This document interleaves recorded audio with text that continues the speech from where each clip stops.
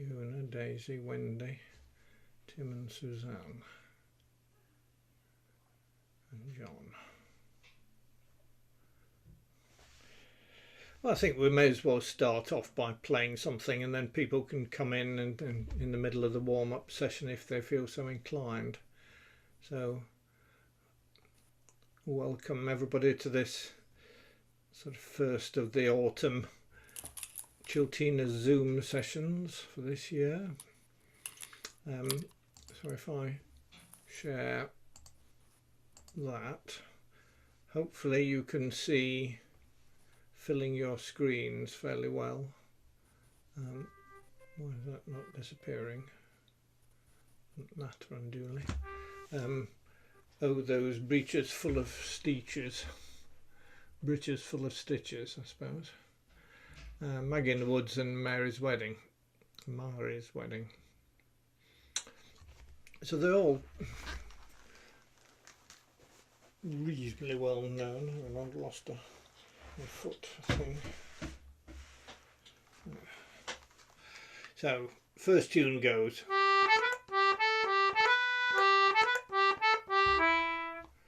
The next one goes.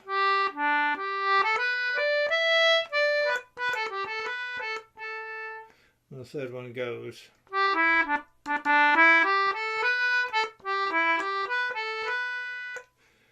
Which I'm sure all of you will know that one, not necessarily the first ones. So let's do them one at a time first and then put them together as a set. So slowly to start with.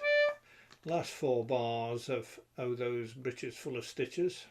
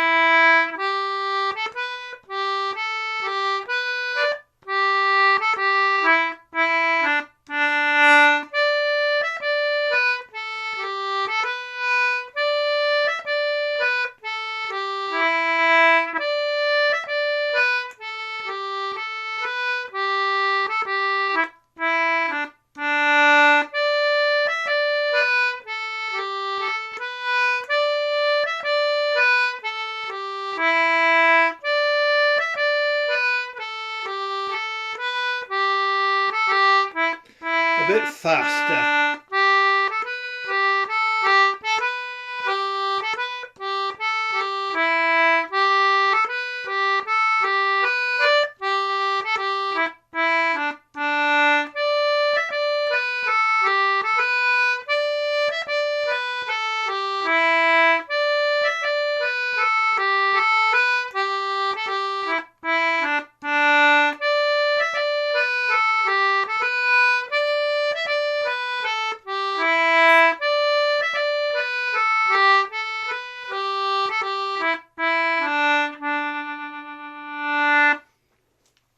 So, firstly, well, let me just stop sharing a minute.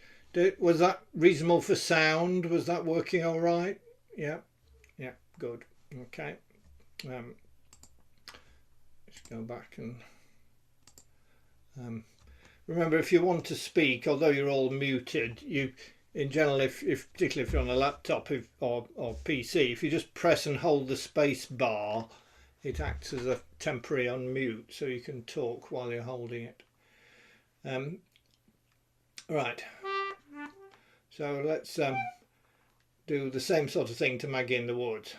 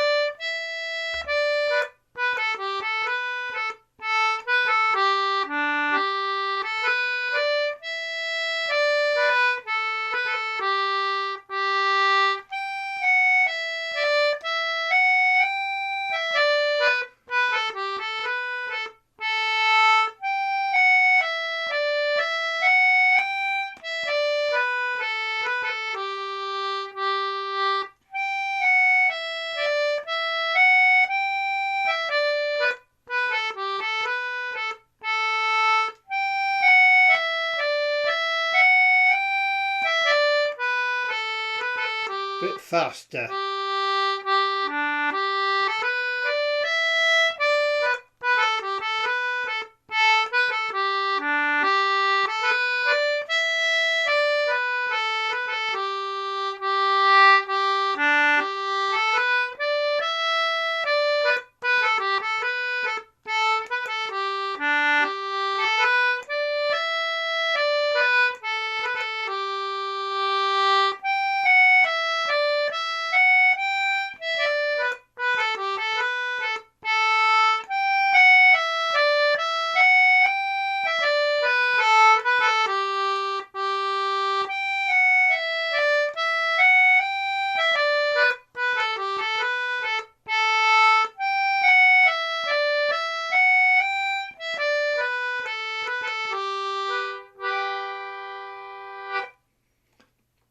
And Mary's wedding, Mary's wedding. I keep pronouncing it Mary. Mary's.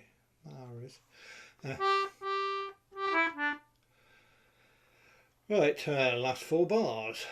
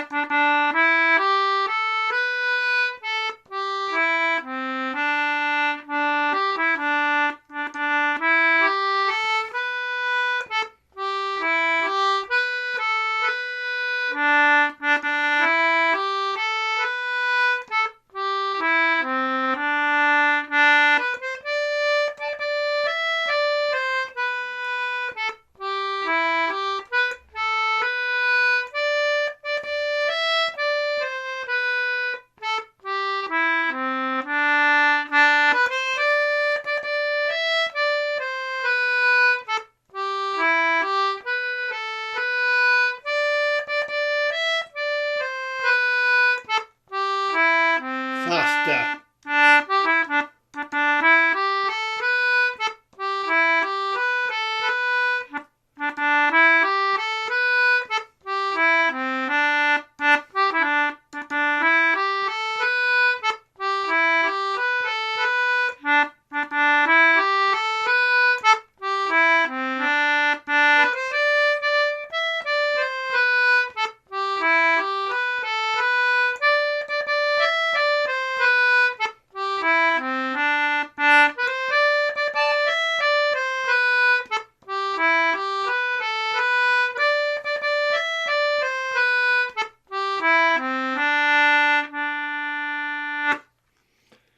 Yes, so I mean, technique, people do different things on repeated notes, but I've just was thinking, even without thinking about it, for the first full bar of Myra's wedding, where you've got 3 repeated D's in a row, I'm alternating finger, first, second, first, which puts me back on the ordinary finger, so there's no problem with moving on. So I'm doing.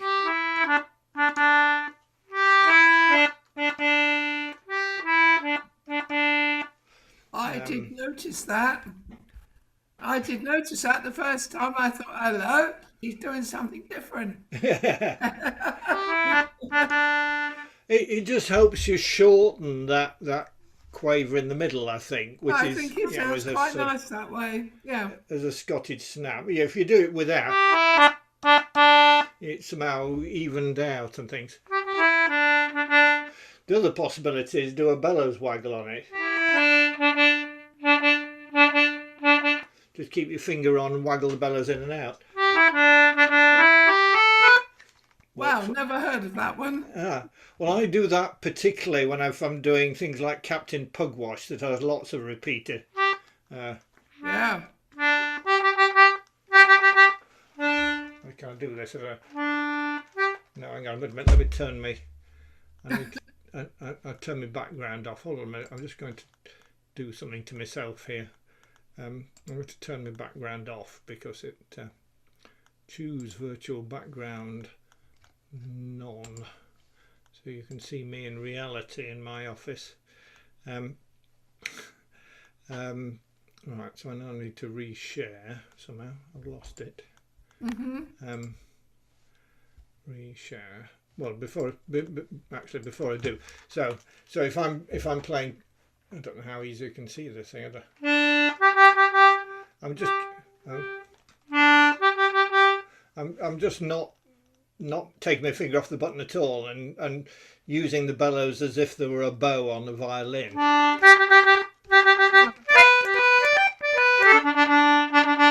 You know, it works quite well on that sort of thing. Yeah, so if we go back to this thing, you know, you can either play it with the same finger. I did that for 20 years. It works reasonably well doing it with the same finger, but I have got now advanced to the stage where I, without thinking, alternate fingers on that. But when I was doing the next, at the beginning of the next line, I was bellows waggling on it without thinking. So, you know, there are alternatives on an English for playing these repeated notes, and the faster you have to play them, the more useful some of them are. You can bellows waggle quite fast if you do a bit of practice. Anyway, let's move back to let's try the whole thing through. Not deliriously fast, but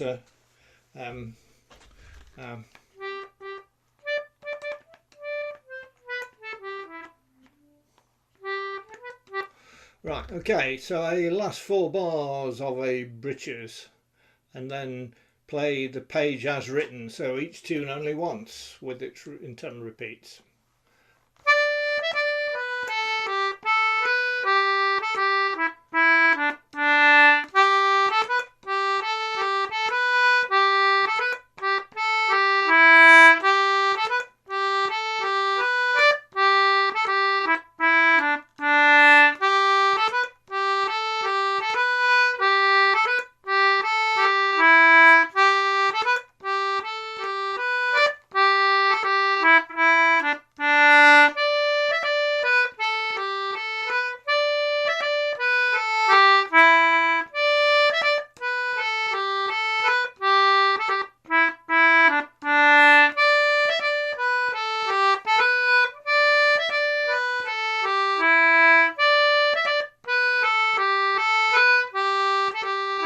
Change.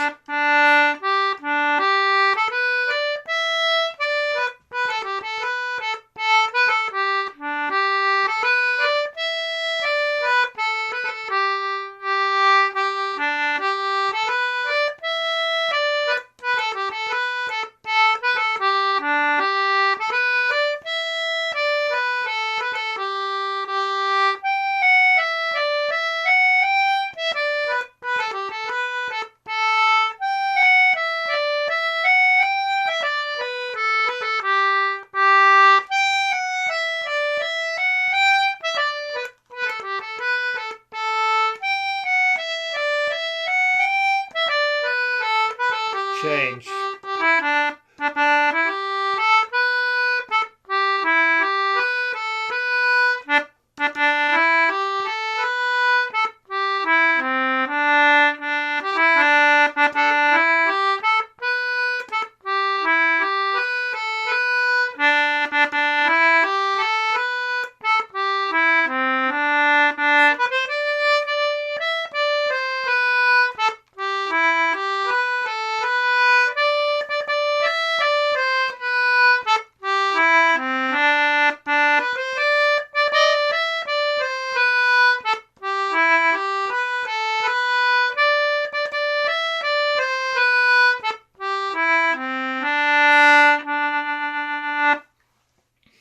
The other thing I've noticed I'm doing, just to give a bit of variety to it, particularly in that last line, I'm sort of snatching it at the first note of a bar occasionally to shorten it and make it stand out.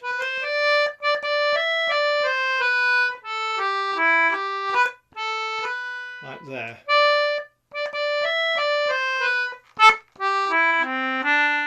Yeah. I could do, but if you do it, you know, it's all even and boring, so it's quite useful just sometimes to accent a given note, play it a bit louder or play it shorter, or both of them in that case. So it's your choice really. The dots are just the skeleton of the tune, and it's up to you to put the flesh on them, as somebody said. Right, let's do it once more, a bit faster, and then we'll move on to something in parts. How fast can we sensibly do this?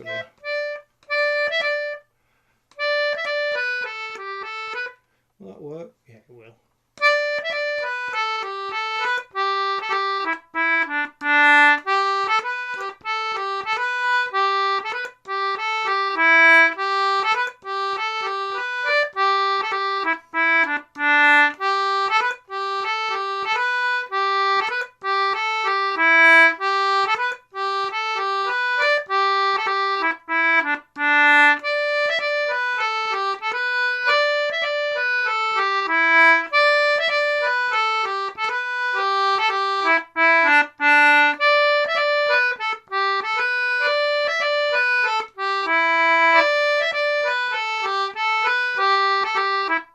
Change.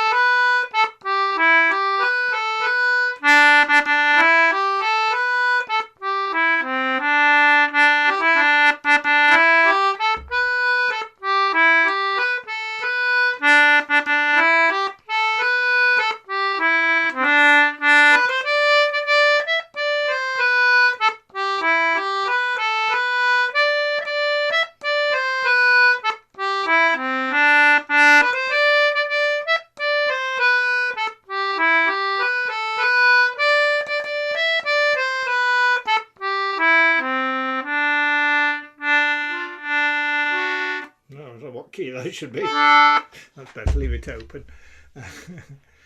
Right, let's start. I noticed with... You're muted, Rosemary. You're muted, Rosemary. Sorry.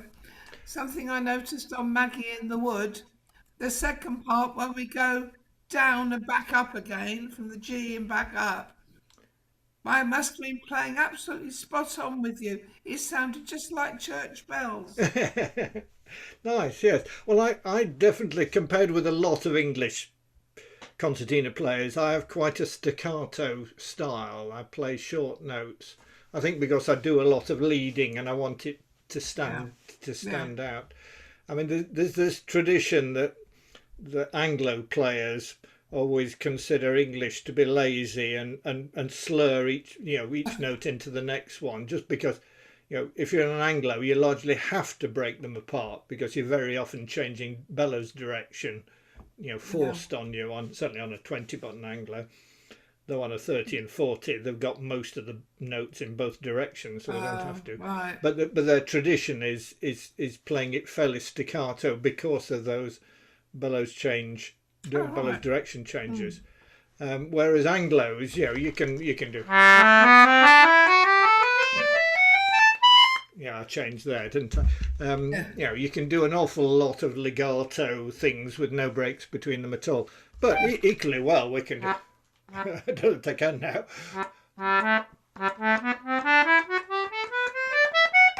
now. There's no reason why you can't play equally as staccato or even change direction on the bellows each time. That's good practice. Oh dear. That's alternate bellows. I don't know. These are actually quite good exercises to do to gain control of your bellows. I'm not suggesting you do that particularly, but we can change bellows direction frequently, And somebody like Rob Harbron, watching him, he very rarely gets his bellows further apart than about this. He's almost always he's doing short phrases and changing bellows direction at the end of each phrase. He very rarely uses the full extent of the bellows. But, Okay. right. So if that's got your fingers warmed up a bit, and if we go back to this, then the next thing on the list was Nancy Clough, wasn't it? No, not that one. It was Nancy Clough. I think. So, John, did we do Nancy Clough recently? Not super recently, I don't think. No, right. Well, it's just you said in your thing another go at polishing this. Sorry. Did I think I think it must have been held over from last time then. Right. Okay. Unless I'm getting confused with the Malden session. Well, yeah. I mean, certainly, it's. I suspect most people will know at least the main tune. So this goes. No, it doesn't. So in D.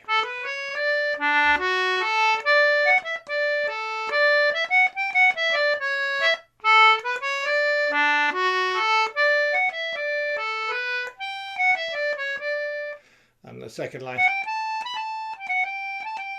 etc. And then the third and fourth lines are really the same thing. If you find the third and fourth lines too hard, then just play the first two, because the third and fourth are really just decorated versions of the first two.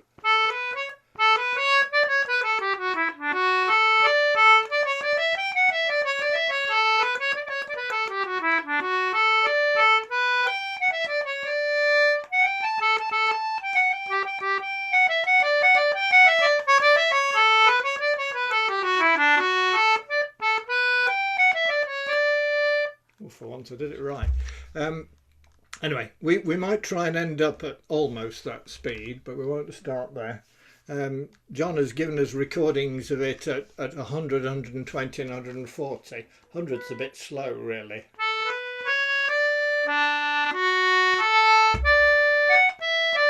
That's a bit... Yeah, anyway, I think we can do a bit faster than that even at the start. Right, so let's all initially just play the top line, though of course I can't hear you, so if you want to go off piste and play the red notes as an accompaniment, feel free. But my suggestion is that we all play through exactly what's written, playing just the black notes, the top line. So I'm going to do 1, 2, 3, 4.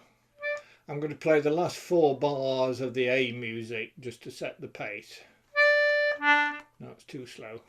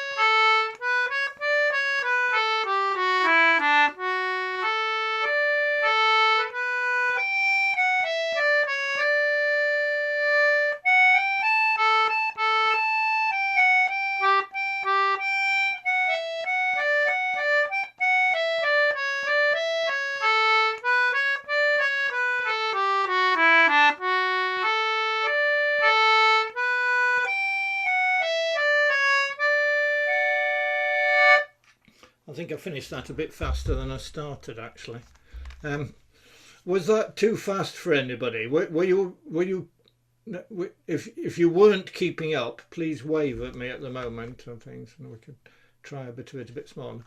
Right. Okay. So let's try doing the.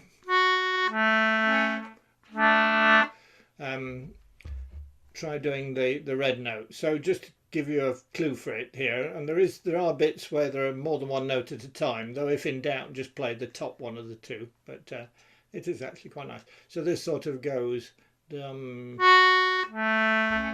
it doesn't. Let's do that again.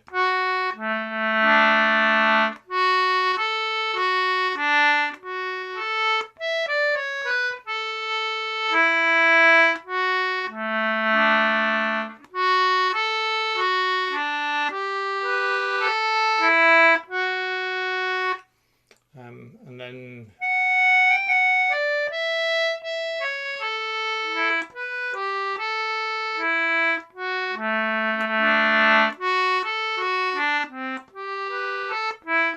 so that's it. The last 4 bars of that are exactly the same as the line above, and then the third line's a bit staccato.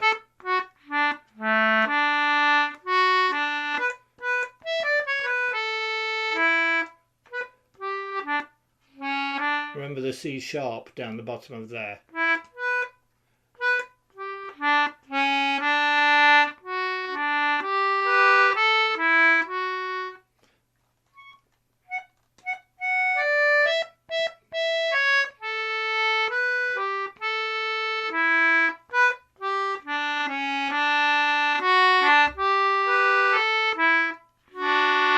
So there's a lot of repeating of similar bits on it. So I'm just going to play through this whole thing, and you can try and play along with it. 1, 2, 3. I'm going to play the last 4 bars of the red notes of the A part, and then come in. I'm going to play the A part twice, the B part twice, C part twice, D part twice.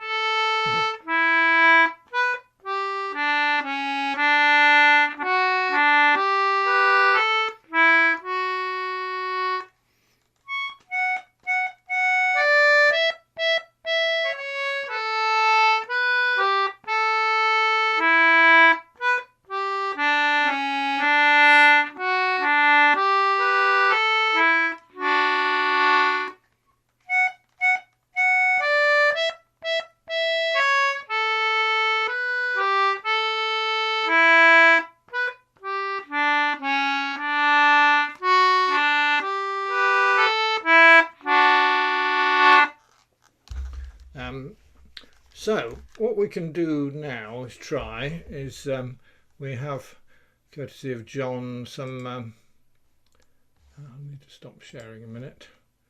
Come on, stop sharing. Right, thank you. And if I share screen and share that and that,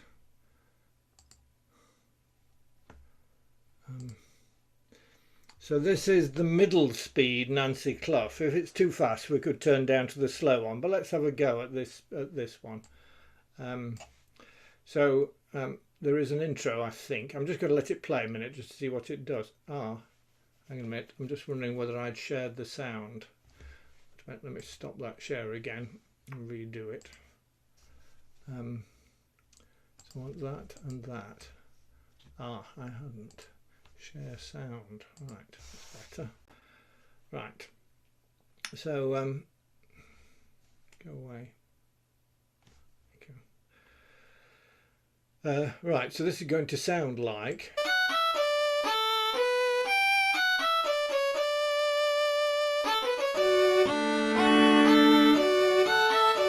Right, so you're going to get a four bar introduction, I think, and then in from the beginning. So I'm going to let this play, and you can play either the top or the bottom, or if you want a duet, you could probably play both.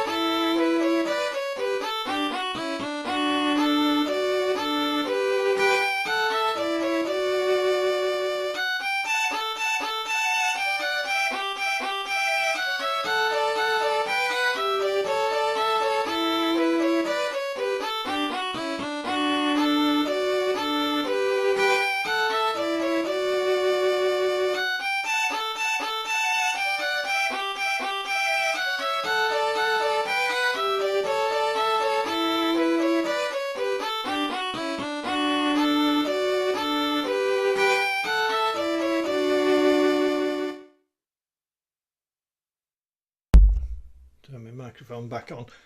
Right, so well, let me just have a look at people here. So was that working? Were you keeping up at 120 beats per minute? Yeah, I think that's not too bad. 140 is a bit harder. What I would suggest is that we try 120 again, and if you are playing the top line that time, then try playing the second line, or vice versa. So let me do the same thing again. Still at 120, and play along whatever you didn't do last time.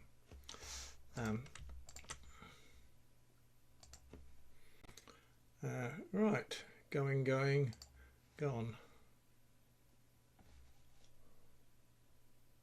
Not gone. Hold on a minute. Gone.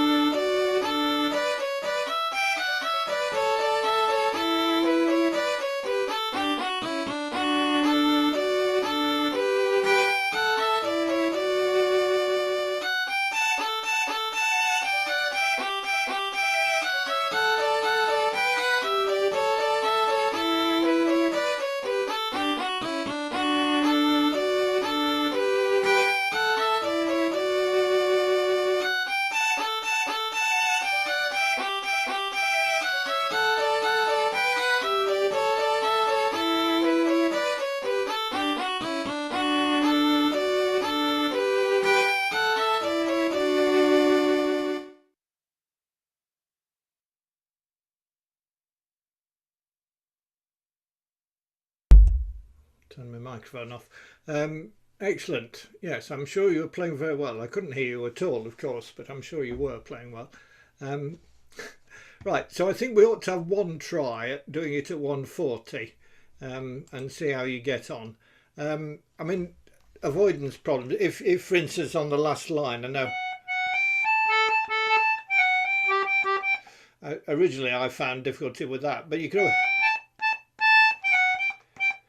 I mean, you don't have to drop down by an octave on those G's or the A's and the G's. You can just play the human brain will it largely ignores octave differences, so nobody will really notice if you just played the same note 4 times rather than dropping to the other one. But anyway, let's give it a try. So I've got to find it first. Nancy Clough 140.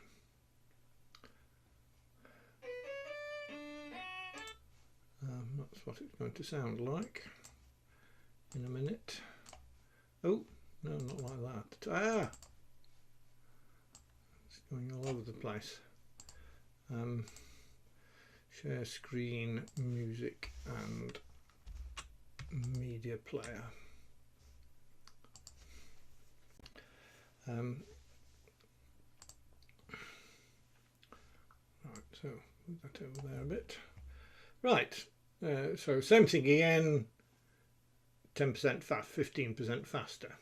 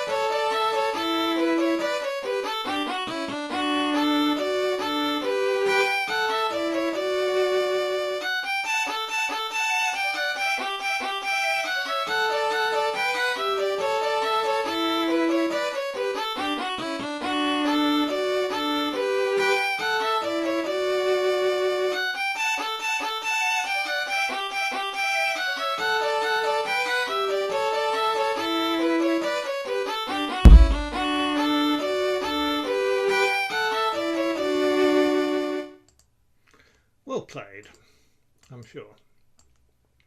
Right, let's get rid of that.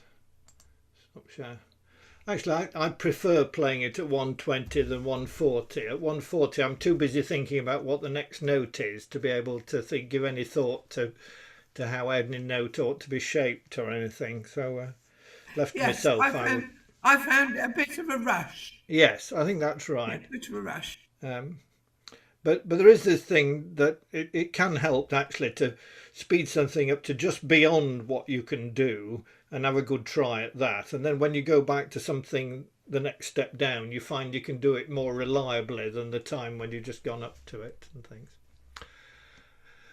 Right, shall we move on to the Witt 100 pipers? So for the moment, let's just have the music, which is, I've got this lot stuck here. Let me just remove it for a minute. I don't think you can see it, but I've got floating controls floating in front of me. Right, we're 100 pipers. so you will know the tune. So things to note here: you're in the key of A with 3 sharps. And the 3 sharps are, of course, F sharp, C sharp, and G sharp. But interesting, in the tune itself, there are no Gs, either sharp or natural. So it's not actually a problem if you're playing the main tune.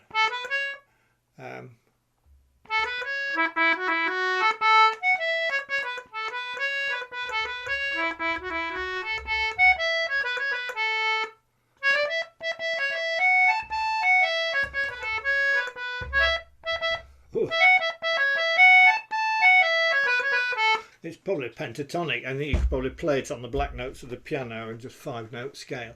But when you come to the accompaniment, you do have to watch it though, because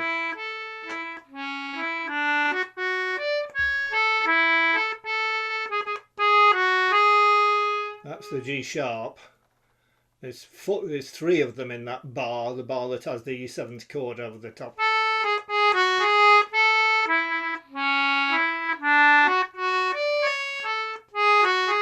And again there.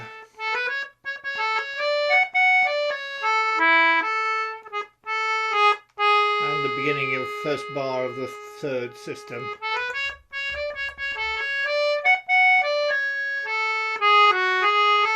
And that triplet just before the ending. So in the red notes there's quite a few G sharps, but none at all in the tune itself. So it's good practice finding, at least on an English concertina. The layout of the sharps and flats is very consistent. You know, when you're playing in G, you've only got one sharp, and it's the F sharp there.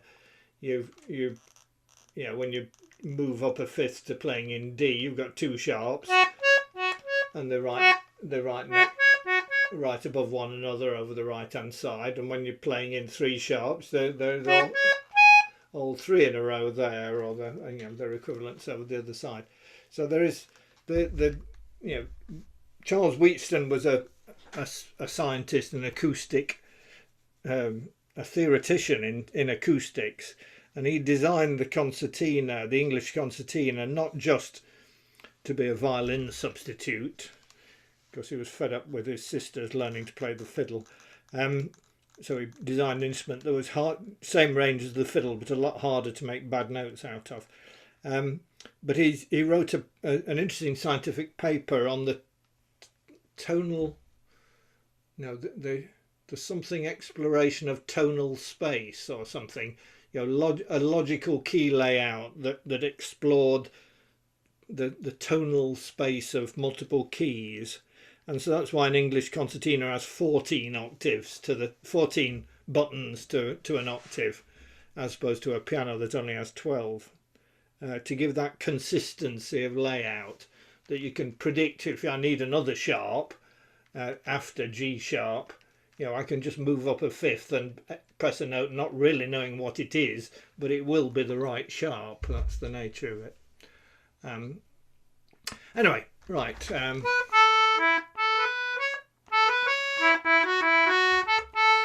So let's all play the tune first, not too fast, but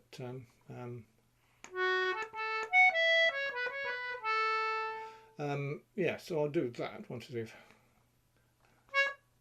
I'm going to play the last 4 bars of the A part, even though the A part doesn't repeat. It's a good intro, I think. So I'm going from the last bar on the top line and ending in the middle of the middle line, and you're going to start at the beginning. Yeah.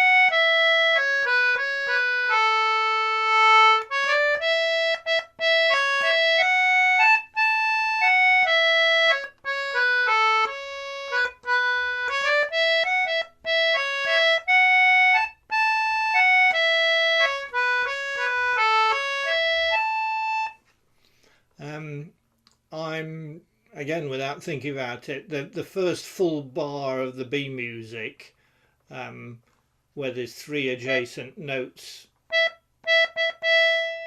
they're E's. I'm alternating fingers on. When I have 3, I tend to do it because I'm starting on the correct finger, I'm finishing on the correct finger, and I'm using another one in the middle. It's quite easy to slip in there to speed things up a bit.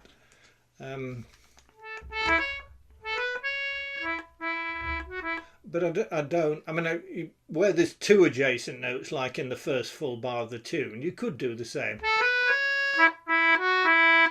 And some people would. They'd alternate fingers on those 2 E's down there. I don't think. No, I just take my finger off and put it back down again. But it's, yeah, people's techniques differ on that, certainly. It was interesting. I was the previous tune, which I've now put away. I mean, Nancy Clough there. I was talking about changing fingers when on repeated notes, but the other thing, of course, is cross fingering, where you, particularly if you've got 2 notes a fifth apart, like G to A or something, you've got to use the same. Simplistically, you'd use the same finger on them. So it often helps when you get slightly better at playing to use a different finger. But interesting, just playing Nancy Clough, there are no situations like that I could find. It sort of suited the English concertina very well, because after every note, the next note was always either on the other side of the concertina or was on another finger on the same side. There was no occurrence in it that I saw where I actually had to leap a finger from one row to another. But anyway, I just give you that as a slight puzzle to think about. I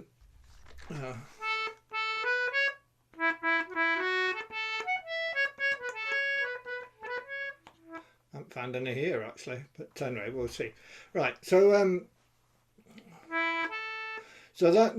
we've played the tune through there a couple of times. Let's just play the red notes, the accompaniment. So this goes, just so you hear what it sounds like. Oh no, it doesn't. It's gone C sharps, isn't it?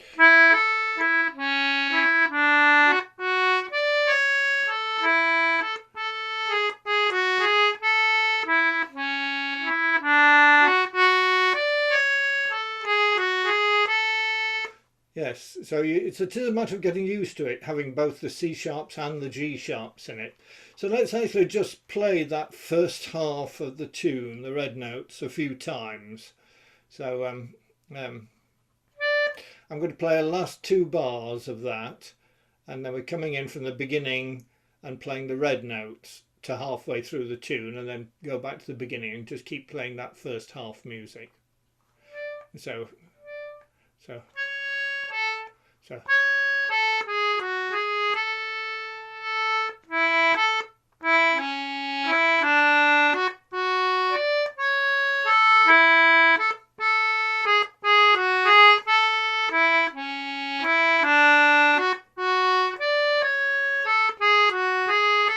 Again. Rubbish. Right, excuse me about doing that. I was trying to think of something else at the same time. Last 2 bars coming up again.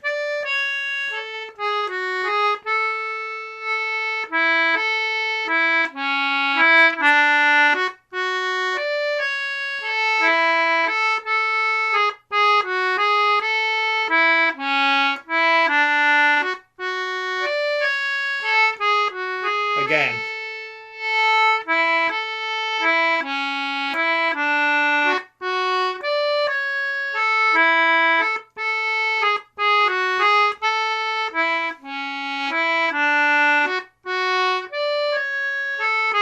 Going on.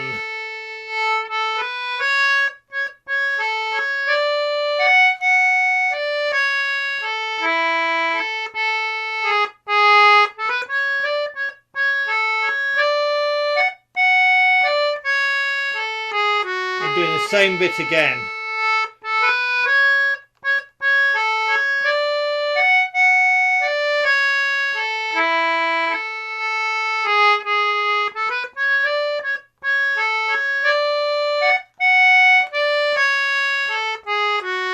again.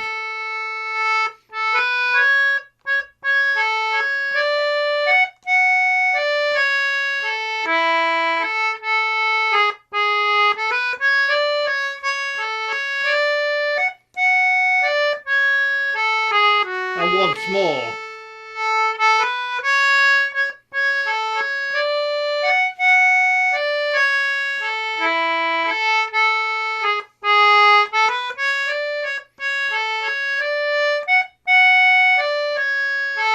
From the beginning.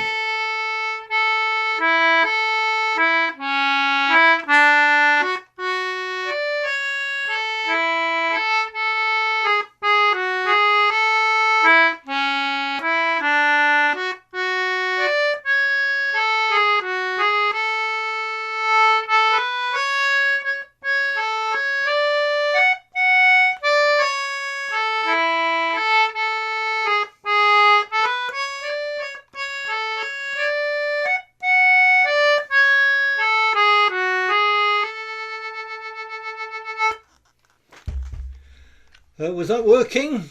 Yes, that speed.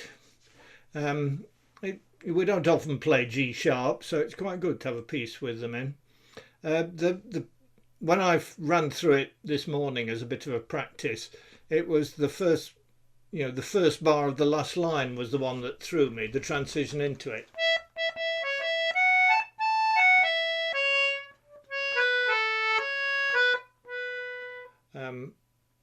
That bit, but the red notes to it.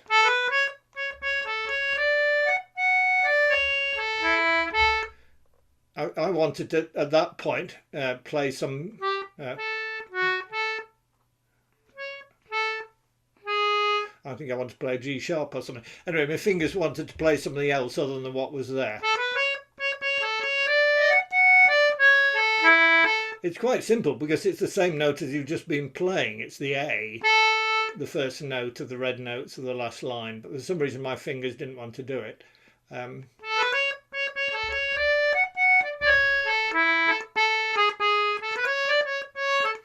Yeah, and then also in that bar, that same bar with me. Make sure you've got to give that note a full length because your next one's a semi-quavers, not quavers. Oh dear. The short notes there.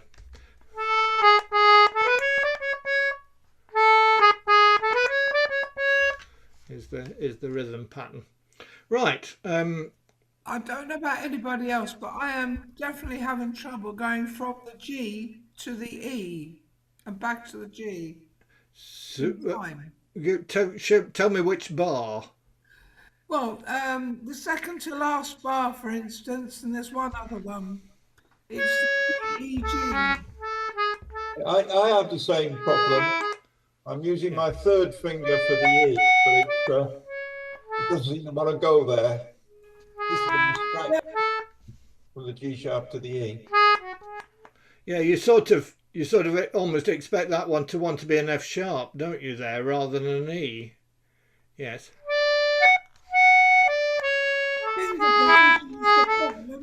It's interesting. I didn't know when I was playing it. Was I playing an E or was I playing an F sharp then? Yes, anyway, right.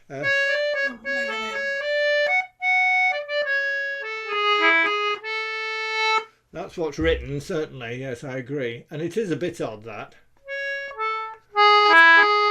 But it's on the other side. You've got a whole hand to go at it, so it doesn't require particularly changing fingers, does it?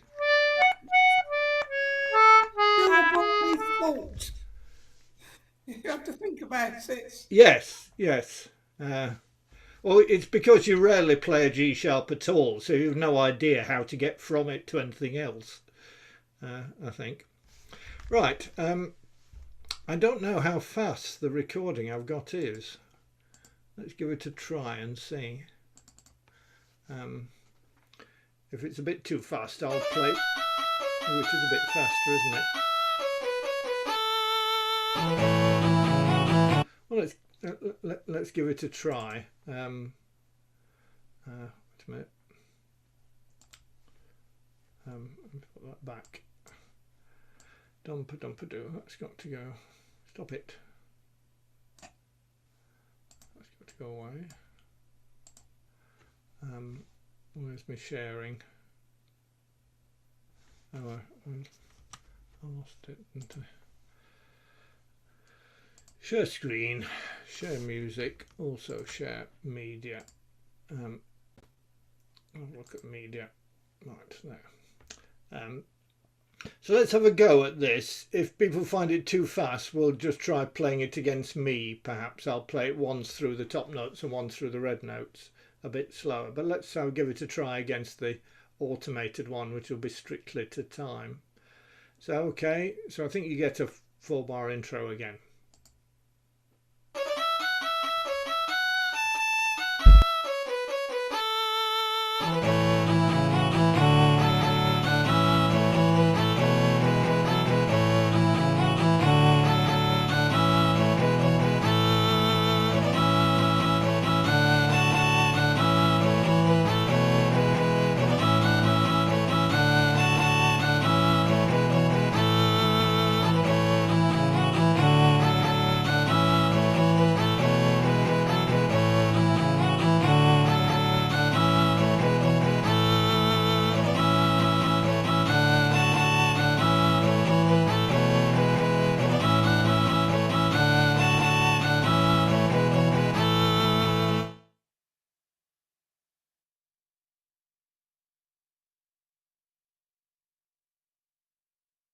You're muted, Paul. We can't hear you. Right, okay, you can hear me now. I turned too fast. too fast, was it? Yeah. Possibly. So if we do this again, we need John to produce a slower one, or else I suppose I could. Sorry, John. More work. Is he going to say something at this point? No, he's grinning. He's lost his mood. Nope, I suspect it's 100, is it? It's yeah, anyway, I'll check it out and I can use one that's a bit slower. Yeah, I mean, it's not far off, but it is perhaps a little bit of a... Right, so what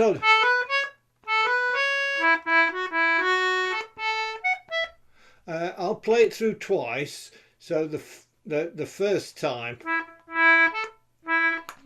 The first time I'll play the red notes and you can play the black notes against them, and then I'll play the black notes and you can do the red notes against them. Yes? And I'll do it at a closer speed to what we were doing before.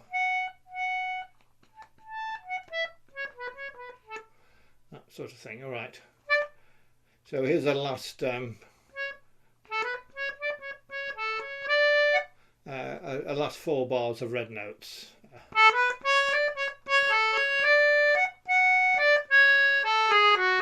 And that, yeah. I'm playing an F sharp there, not an E, and it won't harmonise at all well, will it? Let me do that again and play it properly. It sounds nice played separately, but probably not together. I don't know. An F sharp with a C sharp. No. Yes, it's better as an E, isn't it? Yes. All right, let's try that again. Right.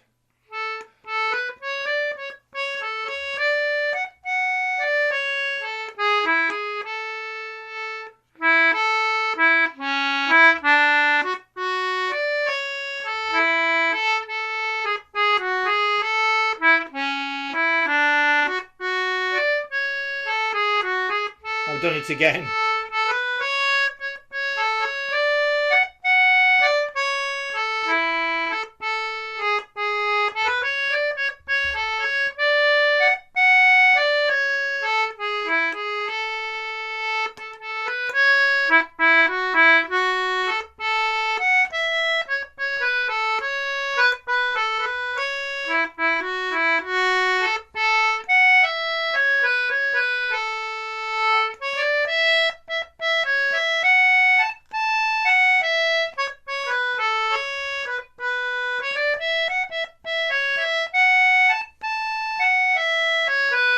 I'll do it again, the whole thing again.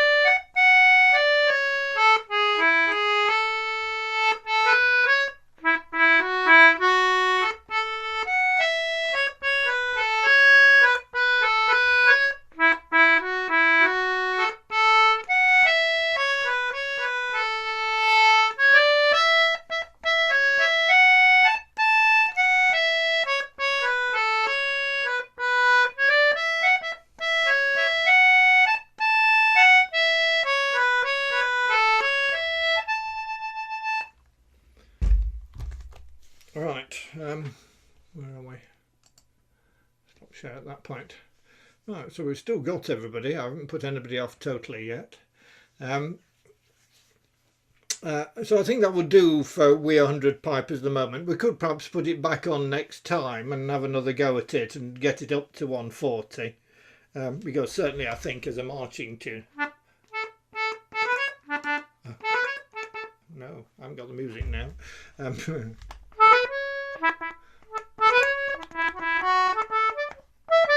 No, I can't play it without the music. Right, so the next thing is a guest spot. Go on, have a go, it says. Has anybody got something that they've been playing in the last few weeks that they would... So Rosemary's got a hand up and Wendy's got a hand up. Good. And was that Fiona putting her hand up? No, it wasn't. It was Fiona applauding. So... I won't say I've been playing it the last few weeks that much, but the odd occasion. Right, okay, so hold on a minute, Rosemary. So can you turn original sound on? Have you got, do you know, have you got it in the top left of your screen or something? Yes? You've muted. Hang on, let's do that. Sorry, say that again. Yeah, it is on. My original sound is on. Right, good. Okay, I'm going to spotlight you for everybody so everybody can see you in full glory. Right, can I start? I'll start then. This is called Fubu's Mazurka, and if I can get it right, I might follow it with Anna's Waltz. Right. Oh.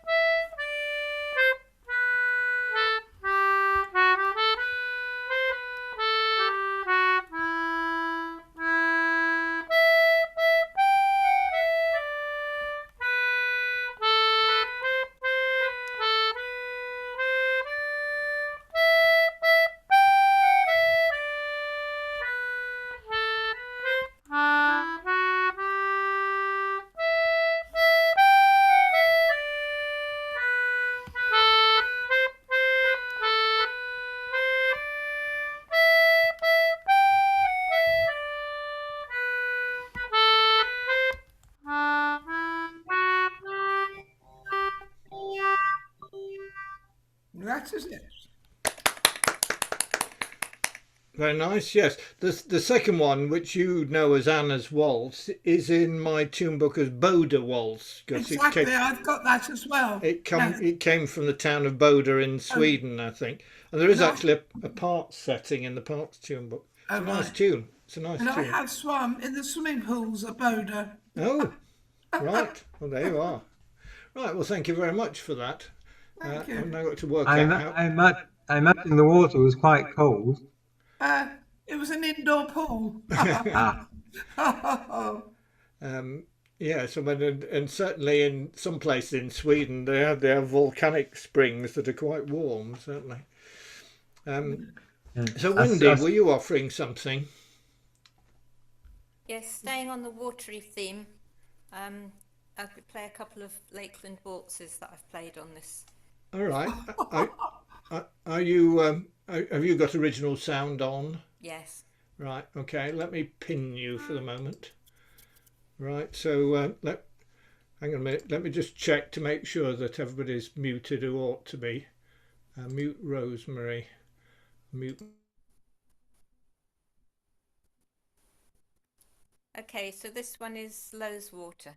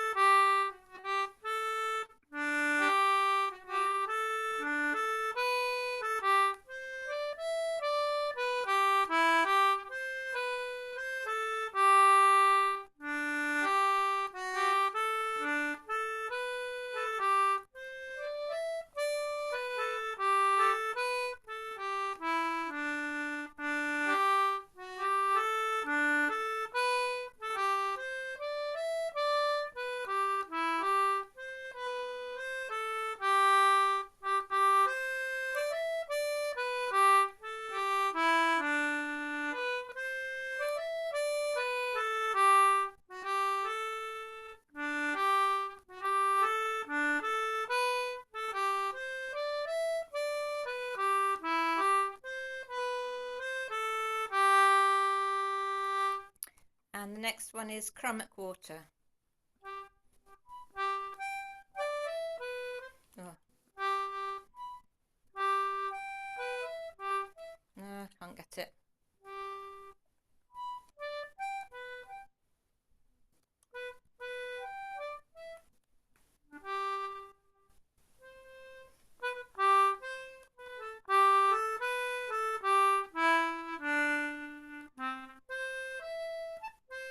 No, I'm giving up. It's acceptable. Thank you very much for the first one. The hints, if you get in that situation, try playing a scale to get your fingers in the right place. I'm too nervous even to play a scale. Yeah. Anyway, well done for the first one. That was very nice. What the first one was? It was another Cumbrian lake, was it? In Lowe's name. Water. Sorry. Lowe's Water. Lowe's Water. Yes. Is it written by a 20th century person or? Yes, Chris Dewhurst. Right. Yes. That's. I thought it was a modernish one. Yes. Right. Okay. Thank you. I will do that and mute you for the moment. Right. It's 3:15. We only do 2 hours here, don't we? So we don't tend to have a break in the middle. So we will go on to the mini theme of Flower Power, which has some easy tunes and a couple of stinkers in it, or one stinker in it. So let's have a look at the session tune book.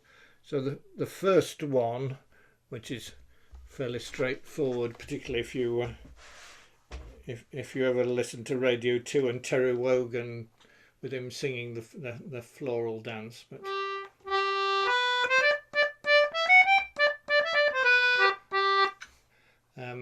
etc. So this was a thing where Katie Moss took a traditional tune, modified it very slightly and put words to it that became quite well known. And it was originally the Helston Furry dance.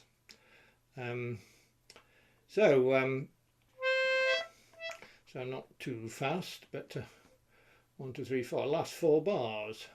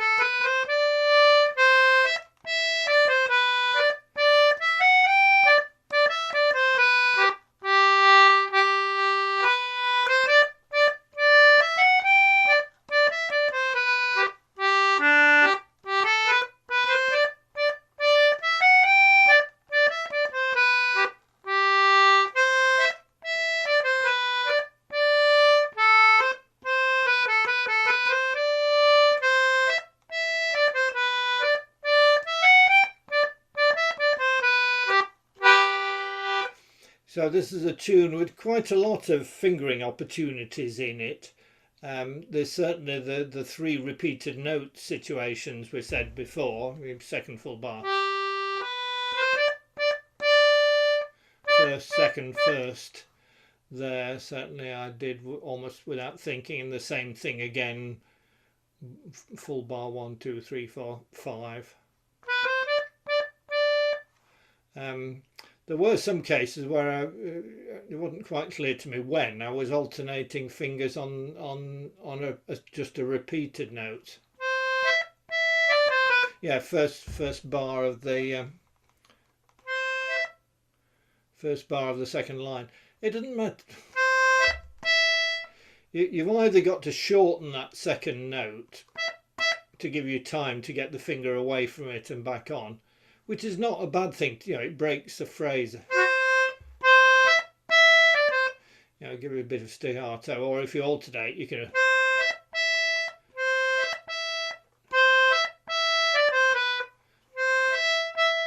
I don't think you'd be able to change bellows direction there, but I was changing fingers on that without thinking about it, certainly. Right, same thing again, a little bit faster.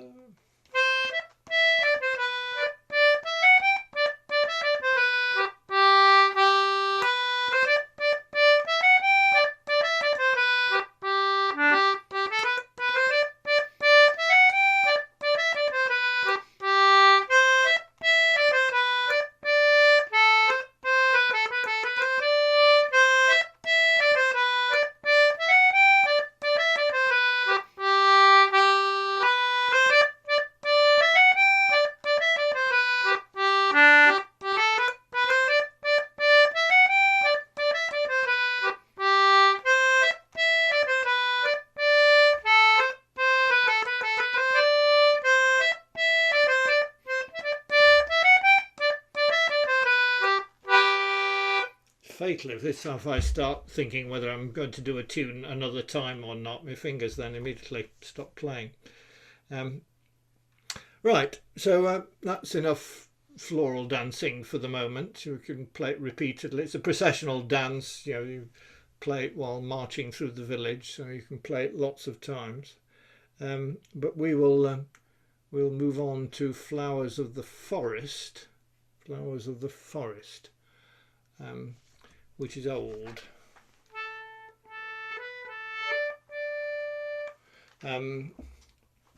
This is played as a lament for a lot of Scottish funerals and things. It was certainly played for the funeral of Queen Elizabeth. It's written here in 3/4 with rather long notes. I've seen it written all sorts of ways. I mean, it was written down in 1615 and had been around for a while before that. So it's an old tune and probably sort of predates the modern ideas of what tunes should sound like. Anyway, so it sort of goes.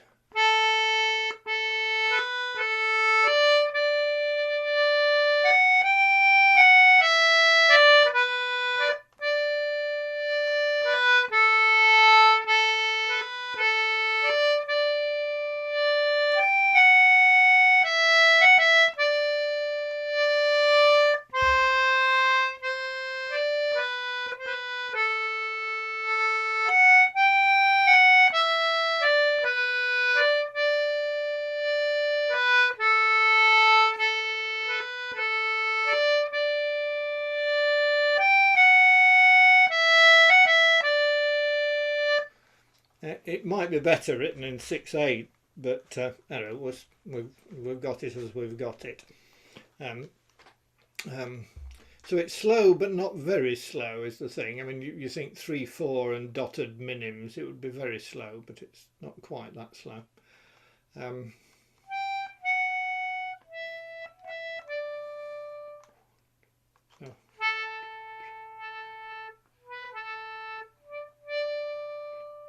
So I'm just going to count this in 1, 2, 3, 2, 2, 3, and we're going to come in. Yes.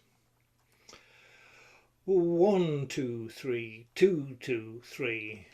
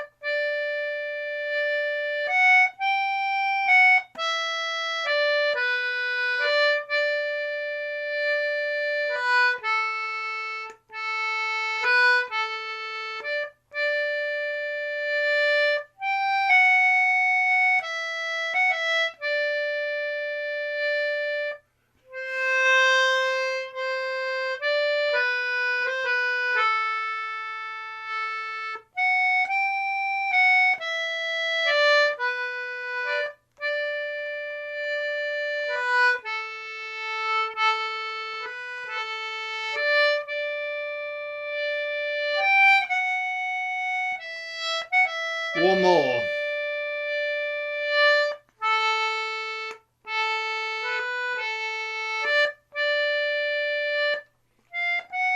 Sorry.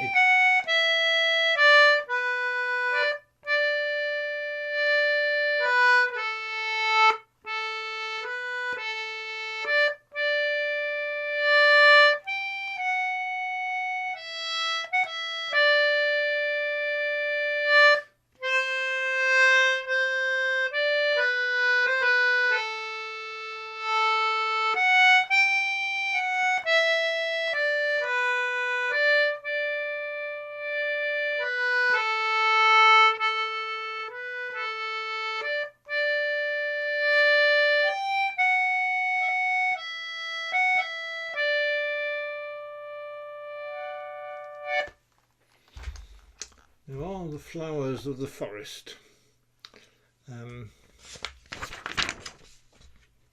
I think I'd rather have Highland Cathedral at my funeral. Right, yes, possibly so.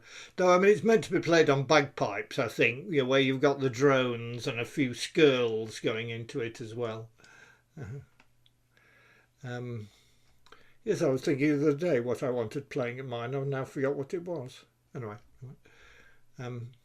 well, I think I'd asked.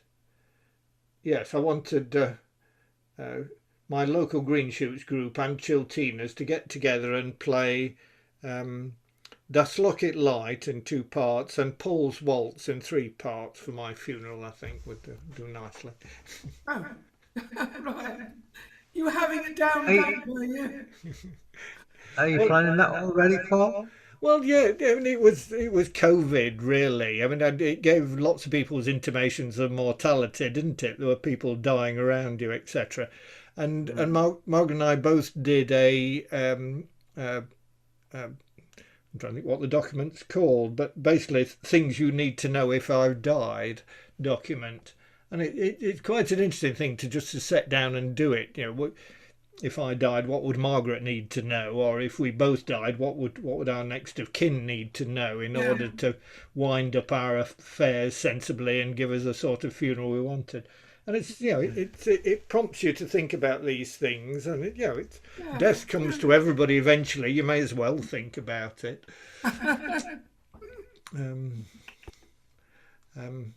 Right, so then we had a few more flowers, didn't we? The flower of the quern, not flowers of Edinburgh. What's a quern? The quern. The quern is the millstone that you grind your wheat or barley or whatever to make flour on. Okay, should have known that. Yes, a sort of hand millstone that you grind your porridge or grind your bread, your flour for your bread. But the flower is spelled the right way, is it, Paul? No, well, I don't know whether that's a pun or a. No, I don't know the origin, but I'm fairly sure that's what a quern is. I haven't looked it up, but I'm fairly sure it is. Anyway, somebody can correct me if not. There's an old joke about naming Manchester United players who were named after flowers, and one of them was McDougall. Very nice, yes.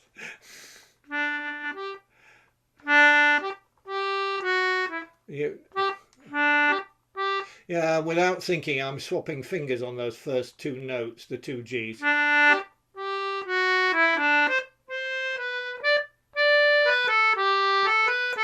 Yeah, because I think I want to get them even in length. Oh, no.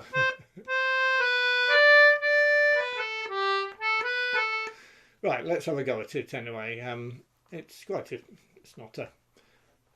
cheerful tune compared with the previous one.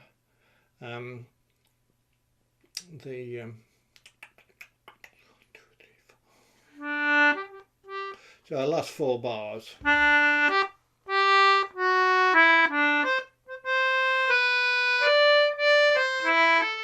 Oh no. Let's try that again. Let me just work out what those notes are. There's a lot of them in that penultimate bar.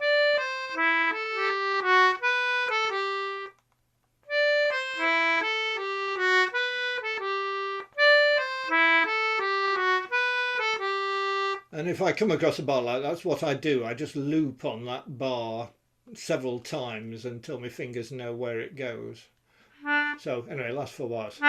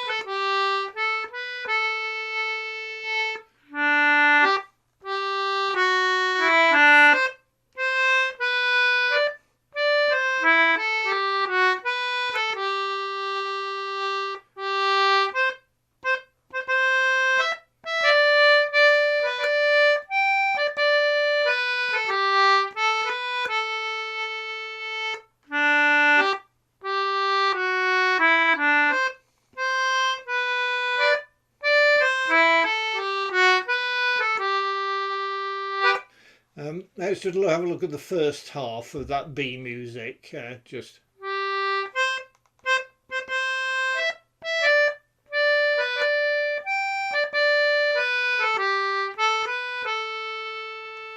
again.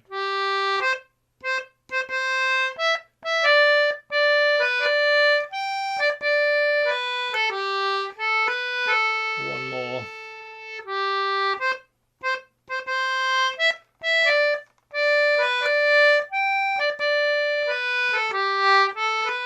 Going on to the end.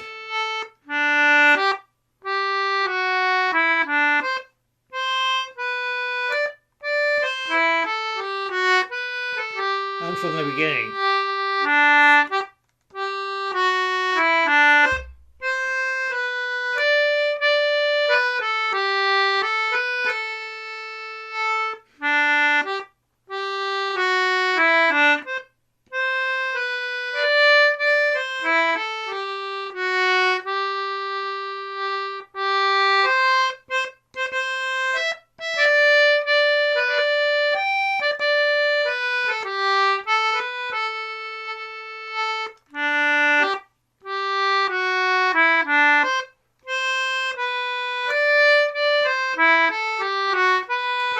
And once more.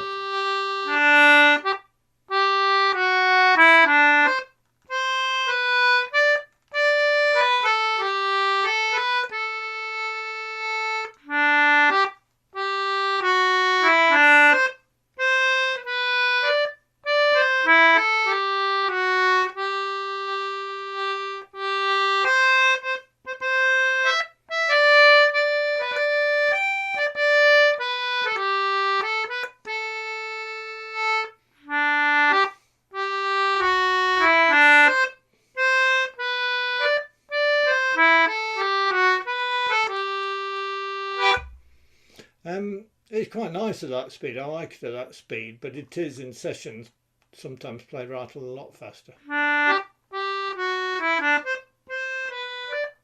Should we try it once through at that speed and the last 4 bars or so.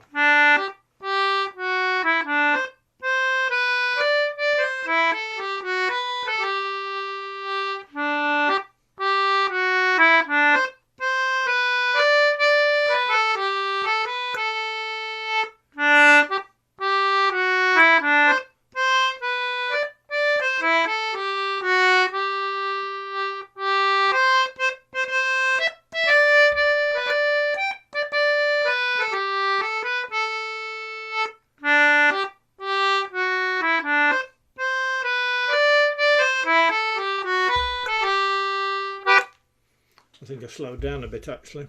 It's nice that.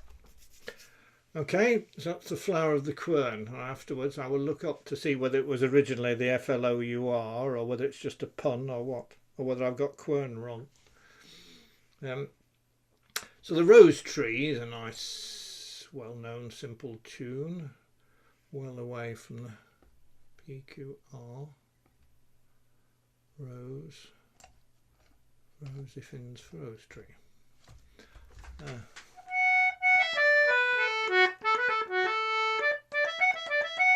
I thought it's simple. It isn't, is it, really? But it's well known.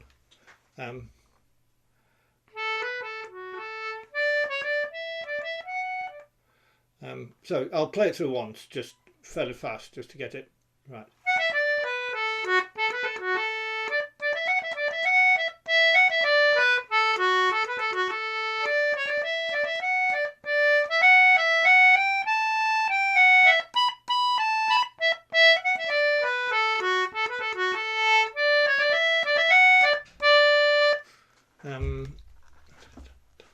I mean, that's sort of dancing speed, I think, but I can hear noises off. My wife's just come back, I think, so there may be some background noise.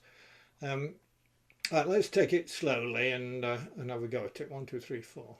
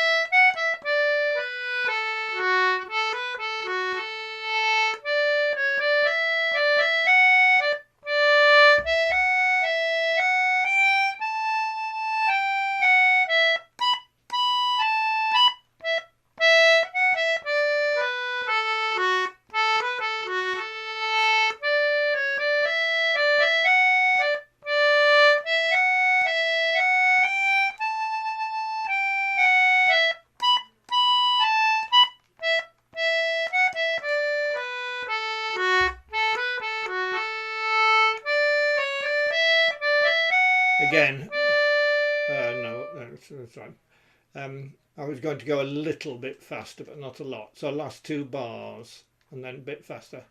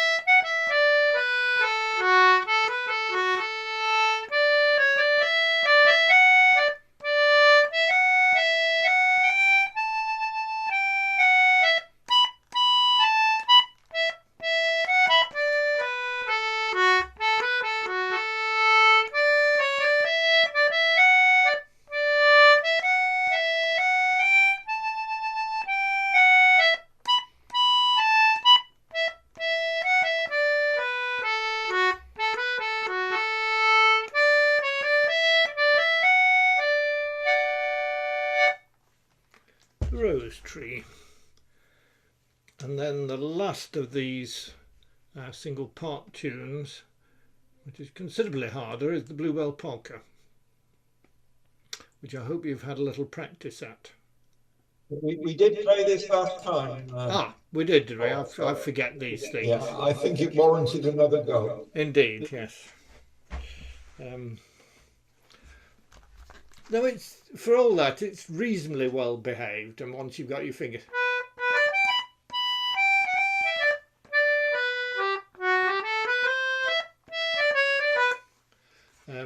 That's the tune.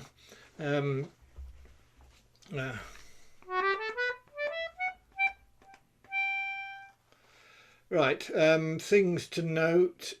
The C, it's got an A part, which is in G, a B part that's in D, a C part that's back in G, and a D part that's in C.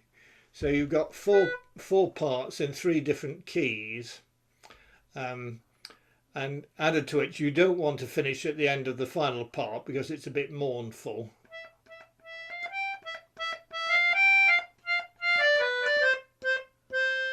So you tend to go.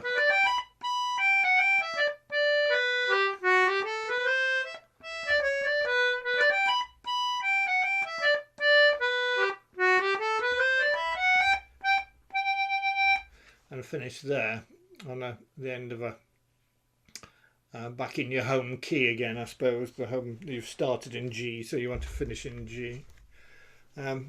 Right, so if we've done it before, we still don't want to do it too fast to start, do we?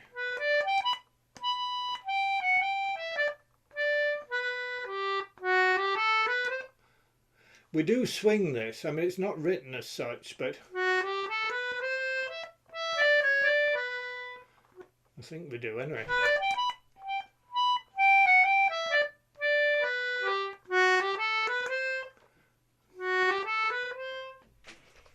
Hello.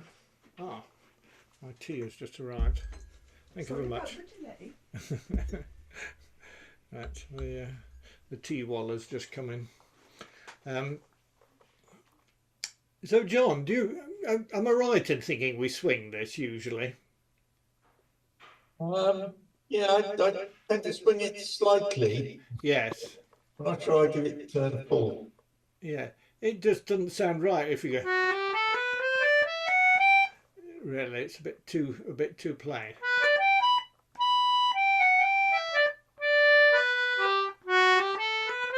Right, okay, let's try it like that, swung like that then. Right, so so the A part repeats, doesn't it? So I could do that really. You're going to get the last 4 bars of an A part as the intro then. No, you're not. Not like that, you're not.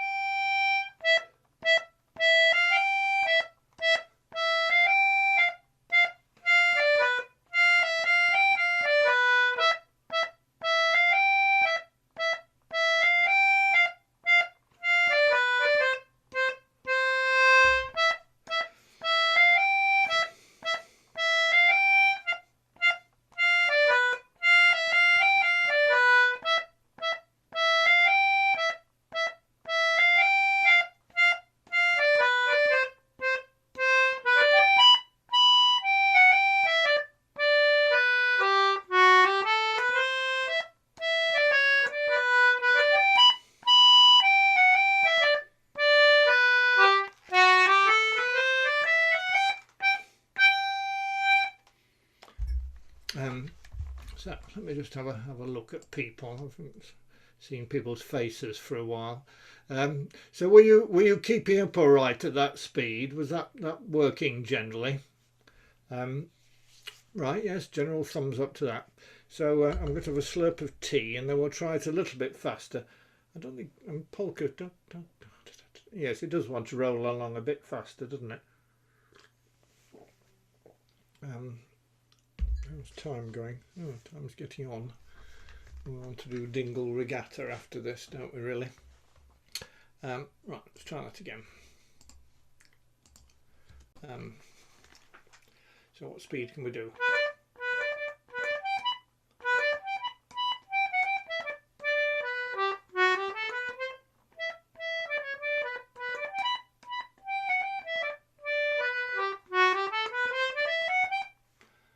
I think we'll try that sort of speed, shall we? Last 4 bars of an A part. Oh no.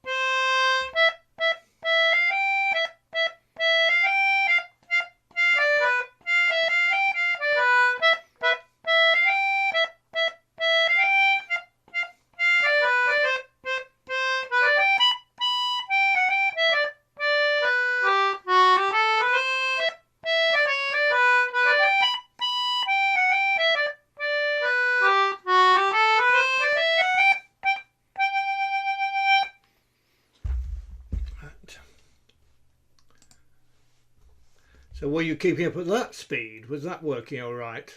There's a bit of an if over there, over that side there. Wendy's shaking her head. Rosemary's nodding. Too fast for Martin, was it? Just a bit. Just a bit. Yeah, well, you can practice it now. We'll make this video recording available so you can find that section on it and play along with it a few times till you can play it at that speed. I don't think it wants to go any faster than that, but that's a good speed. Right, so time is running on. So the suggestion for the further parts tune was Dingle Regatta.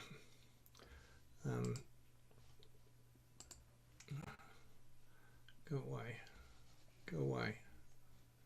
Don't want to. Right, that's gone. Dingle Regatta. So Dingle Regatta is there. I'm afraid it's quite a long tune, so it's a bit small on the page. But, hopefully you can read it. I could try. Could I? F8, F9. If I was just to.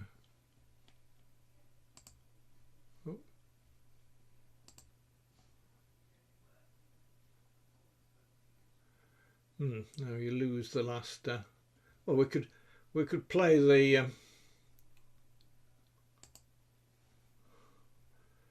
We could play the black notes from there, couldn't we? And no, I think it's better done as it was, really. Oh,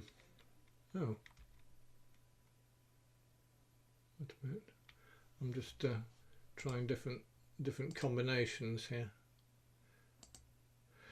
Let's just play the black notes that are on the screen with the red notes off the bottom, while they're at a reasonable size.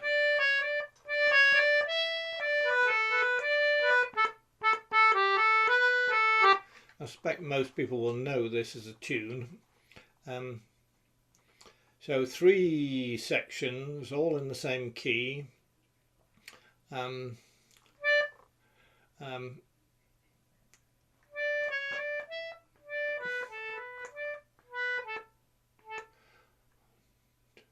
I'm just going to count this in 1, 2, 1, 2, and we're coming in 1, 2, 1, 2.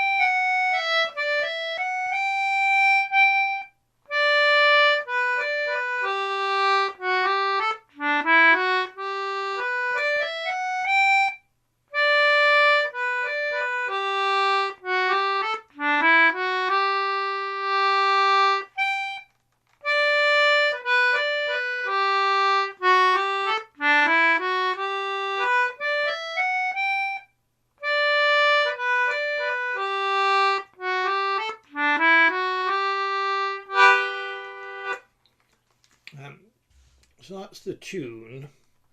I'm going to go back to a size smaller, I think. Let's try that.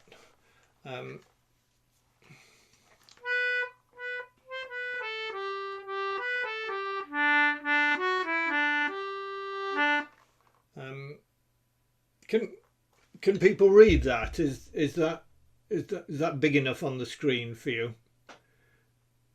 The alternative is to have it like before and miss off a bit of the top line while we're doing the red notes. Any preference? If anybody's got Pete's Mac book, it's on page 27. Oh, right. Oh, that's interesting. But, we haven't got the second part, but we have got the top part. Yeah, well, that's right. The top part's in my tune book, so yeah, we could equally well put that. Anyway, so what I'm asking really is, can people read the red notes at that scale on the screen? No, but I've got a paper copy. You've got that's the correct answer, Wendy. Yes, everybody should have their own paper copy because they should have practiced it previously. Right, okay, we'll leave it like that then. We'll have a go. So So I'm going to count in again. We're going to play the red notes this time. 1, 2, 2, 2.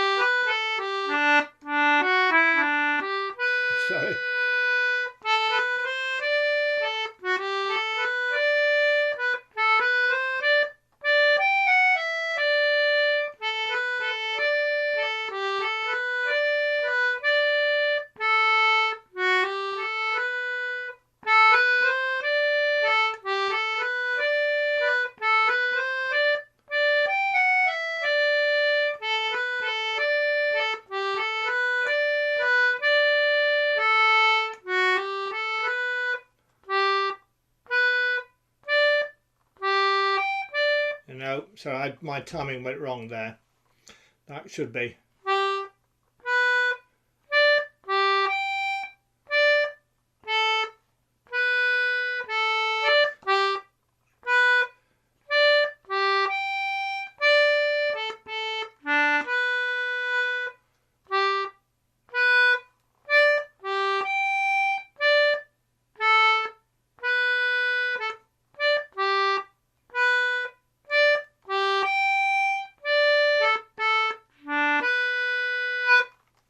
So I'm thinking in some ways this accompaniment is harder to play than the top line. The top line is reasonably predictable and falls under the fingers, but the two together do go together quite well.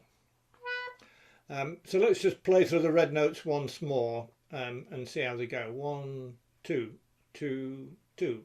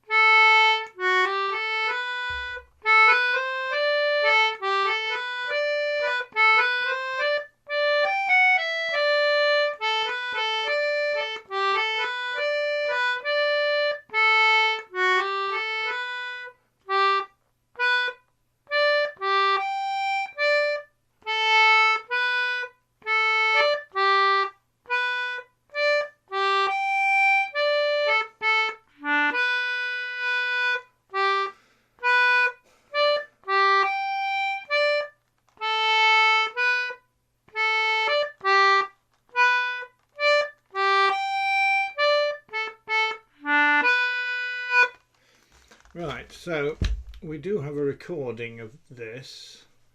Well, I just stop sharing to find it.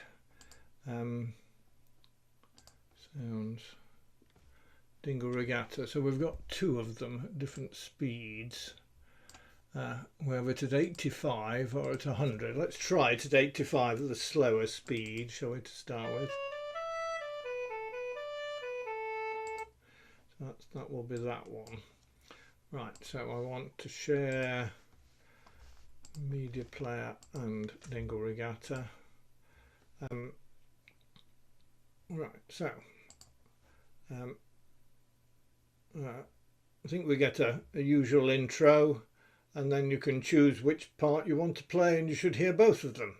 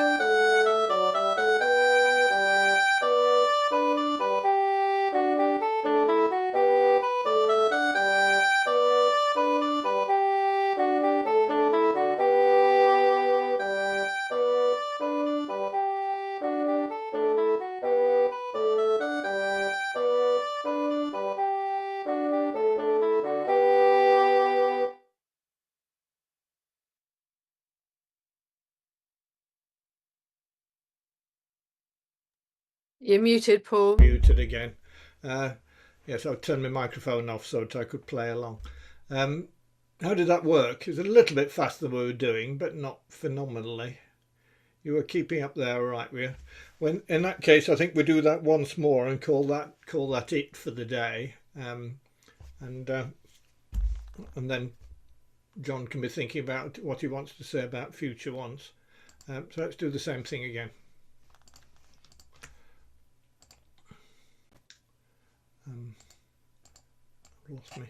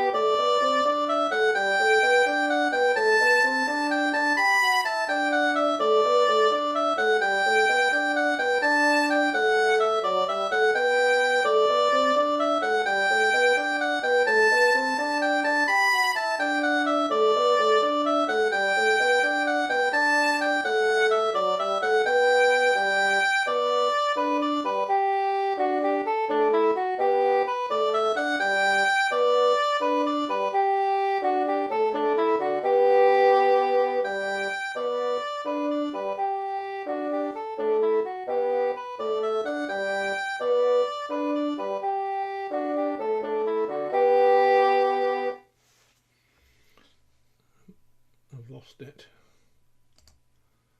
It's gone away. Right, it stopped.